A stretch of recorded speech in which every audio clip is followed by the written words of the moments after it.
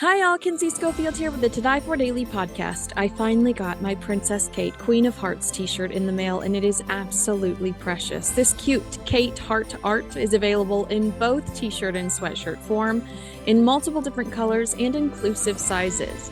And thanks to its viral success, I've also launched the Princess Christmas t-shirt and sweatshirt featuring our Princess of Wales heart art with a Santa hat.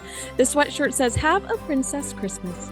Order yours today at todiefordaily.com.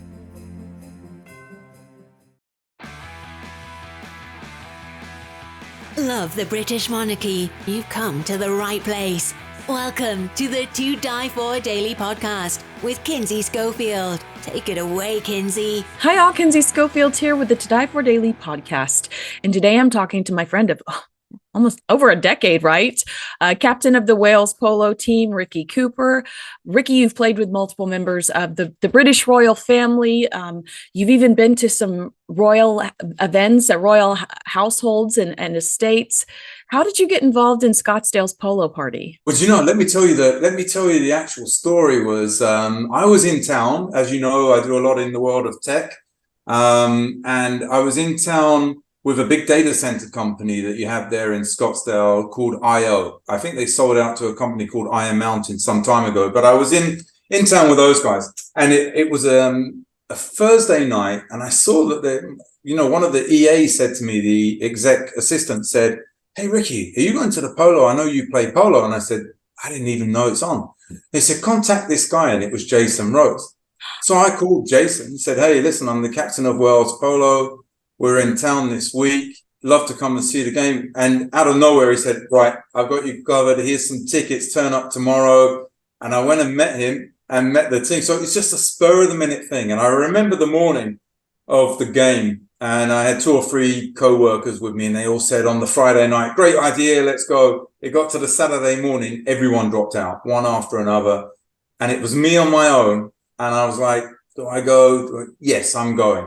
Jumped in a car, got out there, and the rest is history. And at halftime during the game 2012, Jason took me out onto the pitch and introduced me to the crowd, and ever since then we've had a massive love affair for the last 10 years. So it's been fantastic. I love it. And talk to me about the Wales Polo Team, because you have been within its inception. You've been with the Wales Polo Team, isn't that correct? Yeah, that's true. Yeah, we're the first ever national team of Wales. And we were started, 2008. Yeah, 2008. And we have a very good dear friend of mine called Harry Legberg, whose sister was the nanny to William and to Harry, which is close to your heart, of course. Yeah. And obviously, the family are, great friends of the royals. I think Harry's mother, Sian Legberg, is the Sheriff of Powys, which is a large area in Wales. They have a great place in Wales called Glenusk, and Harry invited us to come and play and start the first ever Wales Polo Team. And he's been the chairman ever since. Fantastic gentleman. And I've been the captain ever since. And, we play maybe anywhere between kind of 5 and 8 games a year on the snow, on the beach, on grass, and in the arena, which is like an ice hockey size, free-a-side arena, which we play all winter here. You play in America on, the East and West Coast arena polo.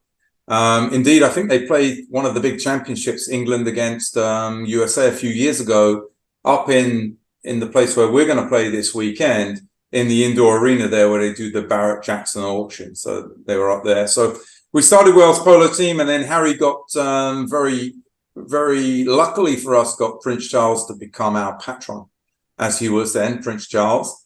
And, many years later, we've done some great things with him. I was at his 70th birthday as one of the many patronages that he has. And there's a great picture of us, maybe 2 days after Meghan and Harry got married. And they keep using it all the time because it has Charles, Camilla, Harry, Meghan, and right between them all is me here, in just stood behind them. I'll show it to you at the weekend. You have great to. Picture. Yeah, great picture. And it flashes up the whole time because it's one of the only pictures of the 4 of them together, and there haven't been too many ever since. And then I went to some of the big events, like when Prince Charles, it was his 50th year of the Prince of Wales. So they had a big celebration at Buckingham Palace with the Queen and lots of Welsh dignitaries there. So we've been very lucky and fortunate to go to many of the great occasions. And we're in the midst right now, because the working royal group has reduced to around, I think it's 4 now with William. Ricky, are you going to get Prince William? Are you? Maybe. Oh, I think that's on the cards because he's the Prince of Wales, right? So either we stay with the king, or we get the Prince of Wales. So I think either one of those is fantastic. And exactly. It's not like a demotion. It's not a demotion, you know? No. Wait, so I have some questions. What does royal cake taste like? If you're at some of these some of these celebrations for the royal family, what is that? Is that cake better than other cakes? Do you have the best cakes at royal events? Well, the British are known for the cakes as well, aren't they? So they're always, and I think you have to go a special extra mile if you're making them for, members turning up to see the royals. Some of those garden parties are great. That's where they have some really good cake, and they give you the tea it's a certain color. It's very rich in color, the tea, not like I make at home. I can tell you that. Very special tea that they have there, and they give you the sandwiches that come in the little fingers, with, and it'll have salmon and cucumber, etc. All very British garden party. I love your wife. I think I follow your wife on Instagram. So if you ever get invited to another garden party, I respectfully ask to take her place. We're friends, so hopefully she wouldn't mind if I just slide in this one time. That would be interesting. You mentioned Tiggy Legg-Burke. I think Tiggy actually is Archie's godmother. So Tiggy's still super close to both of the boys, as far as I understand. That's wonderful, and I like to see it because where the crown's coming out, we're going to be reminded of Diana's death in the next few weeks. But and while I know Tiggy and Diana was a little envious of Tiggy, while I know that to be true, when the boys lost Diana, it's so nice that Tiggy was still there and they had that stability and that friendship, So how fun that you're friends with that family as well. Yeah, well, Tiggy's fantastic. She we had the honor of playing at Glenusk, and they're famous now for their gin and for their whiskey. So these large estates that you're finding in England, there's another one. Good friend of ours is the Earl of Tyrone over in Ireland, and he has a place called Curramore House. And these big houses have got to start monetizing things. So they have festivals and they're making whiskey, they're making gin. Curramore whiskey is another big one, which Richard, the Earl of Tyrone, is producing at the moment. So it's great to see all these diverse things happening. And we got to stay at Glenusk, and we stayed in Tiggy's guest house there. She's got a guest house that she runs. Some of the pictures and the memorabilia around the house are just fantastic. On her wedding day, being held up by William and Harry and things like this. It's just, great to be able to see that kind of stuff. So you've played with King Charles, Prince Harry, and Prince William, correct? William, not Harry. Okay. Not Harry. We would try. Yeah, I had a conversation with Harry. Like I said, a couple of days after the royal wedding, and I was asking him about the future. Is he still going to be playing? And he said that he's going to be doing more sort of charity games. Only a couple a year. He wasn't going to play in too many. And to this day, that's been very true. He hasn't necessarily played in too many of the big games. I think we've got more chance now that he's in America of seeing him at one of the games that, that we participate in. So let's see how that one plays out. And did you play in a game with Nacho when Nacho was in Scottsdale? Yeah. What is he like? Is he a fun character? Oh, he's brilliant. Yeah, really good fun. And there's a great player on our team, Pete Webb, that's been with me all the way through, playing in Scottsdale. And Pete Webb is a good friend of Nacho's since they were tiny, since they were sort of young teens in Argentina, because a lot of the British will go and play in Argentina during the winters here. And Pete used to go down and play and stay with Nacho, and they used to hang out together and go party together and everything. So it's good to see those two come together. And we played against Nacho. Yeah, you're right. Maybe I'd say about 4 years ago now. So we've got some great pictures with him, and good to see him and Pete get back together again. Well, Nacho's our link if we want Harry at the Scottsdale Polo Party. Okay, There there we go. All we got to do is get Nacho back, right? Well, I did actually specifically want to ask you about Prince William and playing with Prince William, because it's my understanding that to play polo, you need to be right-handed, and William is left-handed. Left-handed, yeah. How does that work? Yeah. Well, I think he's just a natural sportsman, I think, he's a big guy as well, in terms of stature. He's tall, very tall for a polo player, but very, very natural at the game. So I think it's something that's been embedded in the children, from their father and from their grandfather. That's right. Natural horse people. The Queen was her love of horses, etc. I think once you are able to ride to a certain level, picking up a mallet and your hand-eye coordination is pretty good, But I will tell you one thing, the level that the boys play at, you've got to put in quite a bit of practice. It's not something, you can just pick up and do a couple of times a year. Even if you're playing once a year, you've got to be training. And they do a lot of that in this area, where I am. In Berkshire here in England, just to the west of London. They put in a lot of practice at some of the private grounds during the summer, etc. But the big games that you see them at, they're probably limited to 1 or 2 a year now, and mainly around charity. Absolutely. I think I only really ever see them associated in polo when it's charity driven, when they're raising money for a good cause and they want all eyes on that cause. So I'd never even thought about that. They can't just show up rusty and embarrass themselves. So you're saying that they're over there where you are privately practicing, gearing up for these games. That's so fun to imagine. Yeah, I'm in that sort of circumstance myself. It's been a busy summer. I didn't play too much this summer, and so I've been on horses early this winter in the arena, hitting a ball that's a little bit bigger than the summer ball. And the good thing is, once you've played for a number of years, if you play for 10, 20 years, getting back on a horse and hitting the ball, it's not so bad. It's not that bad. But I remember when I was younger, and, you play for 2 or 3 years, you take a slight break, you go back on, it's like beginning all over again. Your mind is more on the horse than it is on actually taking the ball. My mind today, when I was out there earlier this morning, is very much on, being able to strike the ball properly. You don't even worry about the horse when you get to a certain stage. And I'm very sure that they can afford some good horses. So I'm sure that the horses are less of a problem for them. I did have a question. What are some characteristics that make a great polo player? Yeah, you talked about hand-eye coordination. Is it ambition? Is it, you're a very competitive person? What are some, because you just said that these individuals, Harry, Prince William and the King, these are good polo players. So what does it take? How would you define a good polo player?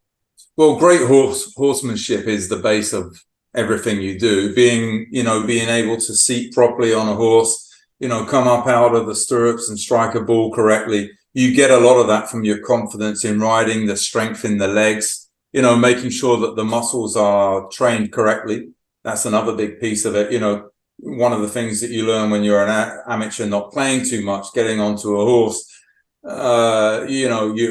don't have that balance. You don't necessarily have the leg strength that you need, etc. So obviously a good polo player is developed very well there. The lean and, lightweight, the heavier you are, the more difficult it's going to be. And you find as well, there's a couple of sports that are close to my heart. Ice hockey, I played 20 years of ice hockey before I even got into polo. So the hand-eye coordination there, I was a goalie. So you can imagine, used to play USA and Canada, etc. Standing in goal, being able to catch these balls, pucks going 100 miles an hour gives you good hand-eye coordination.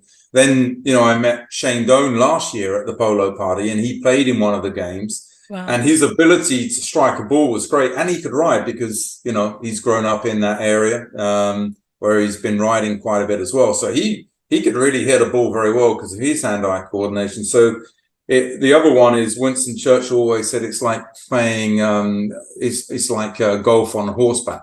Yes. And I think it was Sylvester Stallone that said playing polo is like playing golf on a horse playing golf during an earthquake. That's what he said. I've never had Sylvester Stallone quoted on this podcast before, so thank you for that There first. you go. Playing golf during an earthquake.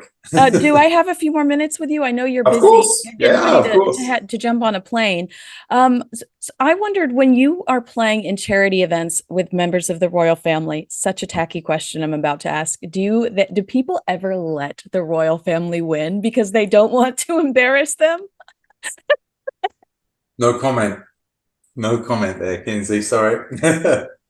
No, I think it's there's a big difference, and this weekend will be the same. What they try to do is play entertaining open polo. I mean, you can play in different ways, right? If it's really competitive, they'll keep the ball as much as they can, a little like rugby. They keep the ball close in and, don't kick it away too much. If you want to see a big sort of exhibition game, they're hitting the ball long, people are chasing. You'll see Nick Rodan bouncing the ball on the end of his stick, 10 times and then banging it in the middle of the air. During a real competitive game, you won't be able to do that so much. Yeah. So I think there's the charity aspects are usually good-natured games where anyone can win and you're just all out there hitting the ball and chasing and making it good for the crowd. And I think that's what you're going to see this weekend. Absolutely. And when you've played with the Royals before, any fun stories that you can tell me about that? Let me think now. I tell you a good one. I was watching next door to me here. I mean, I could almost throw a ball and hit it. Is the Royal Berkshire Polo Club, and I was there one time, and I didn't know that Harry was playing. And they had an early game, and often you'll never know. They turn up, they play, and they keep it quiet for obvious reasons. And it might be a practice game or whatever that we mentioned earlier. And my son was with me. He's now 11 years old, a great football player playing in the Junior Premier League over here. So a very accomplished football player. And at that time, he just used to run around kicking the ball around. And he kicked the ball as hard as he could, and it caught a security guard in the wrong place, let's just say, who doubled up, and it happened to be Harry's security guard, who must have been from like the Secret Service or something like this, and it just showed how easy it was just to take him out with a football.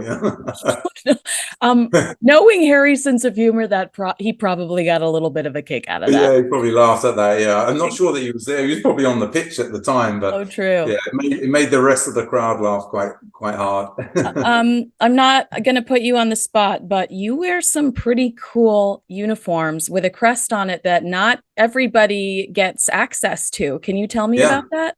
Yeah, so as part of the Wales Polo Team, we were able to design our motif, which is, I'll be wearing it on my helmet this weekend. And it really is the Prince of Wales feathers, and behind that is a cross polo sticks. Now, part of the agreement is you can't, monetize the motif.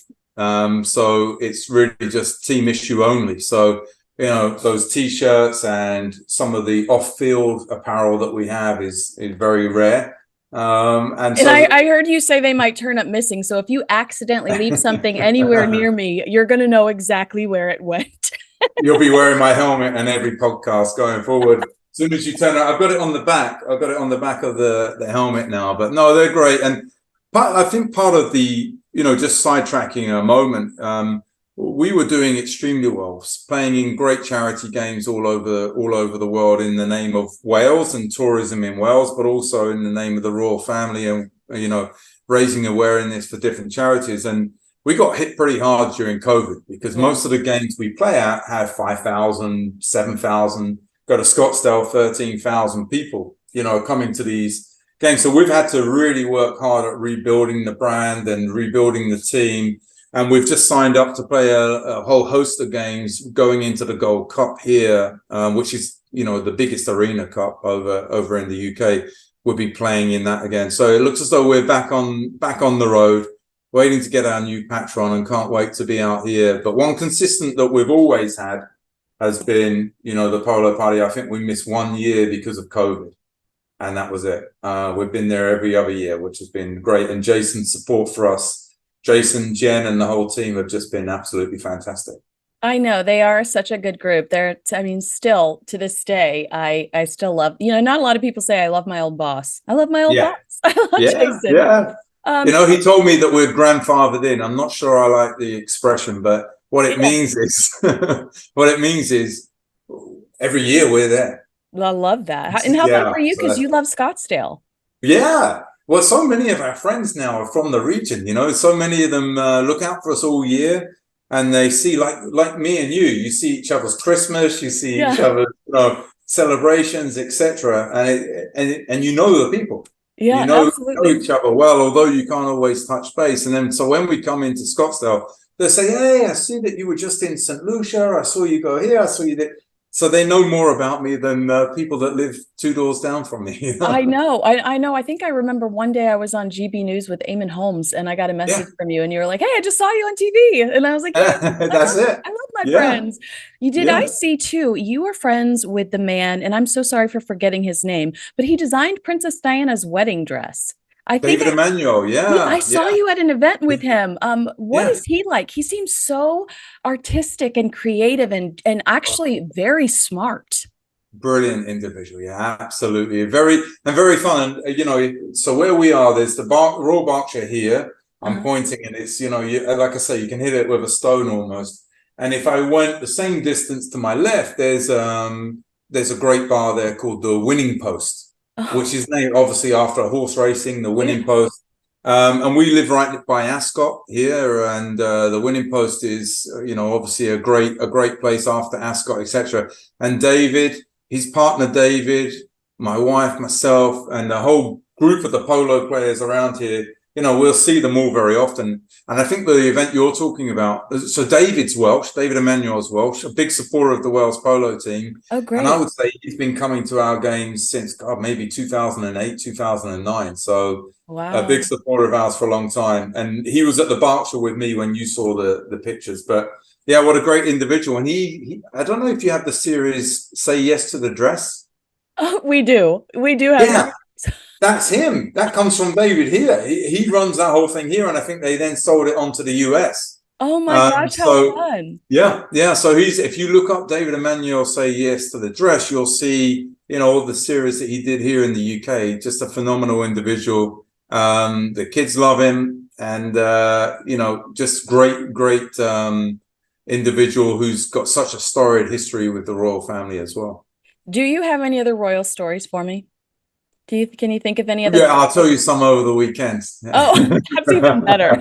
All right. Well, really quickly, let's go over what's going to happen this weekend at the Polo Party. Yeah. You're coming to Scottsdale, Arizona. Who are you playing? So we are playing Melissa Ganzi and her team that come in, and Melissa's got the place down in Florida, but also got Aspen Valley Polo Club.